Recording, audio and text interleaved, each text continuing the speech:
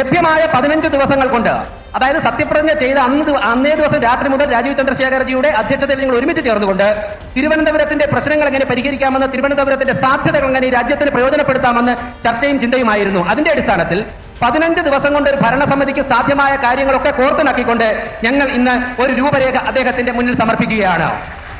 പ്രിയപ്പെട്ടവരെ, ഇത് പൂർണ്ണമല്ല. ഫെബ്രുവരി മാസത്തിൽ സംസ്ഥാന അധ്യക്ഷൻ രാജീവ് ചന്ദ്രശേഖർജി നിർദ്ദേശിച്ചതനുസരിച്ച് വ്യത്യസ്തമായ കോൺക്ലേവുകൾ തിരുവനന്തപുരത്ത് നടക്കും. അതിന്റെ അടിസ്ഥാനത്തിൽ ഞങ്ങൾ ഡൽഹിയിലെത്തി തിരുവനന്തപുരം 2030 ആകുമ്പോഴേക്കും ഈ രാജ്യത്തെ ഏറ്റവും മികച്ച 3 പട്ടണങ്ങളിൽ ഒന്നാകുവാനുള്ള ഞങ്ങളുടെ ആവശ്യങ്ങൾ ബഹുമാനപ്പെട്ട പ്രധാനമന്ത്രിയുടെ മുന്നിൽ ഞങ്ങൾ കൂടുതലായിട്ട് ചർച്ച ചെയ്യും. പ്രിയപ്പെട്ടവരെ, ഞാനിവിടെ സംസാരിക്കുന്നത് BJP പിന്തുണയുള്ള 51 പേർക്ക് വേണ്ടി മാത്രമല്ല.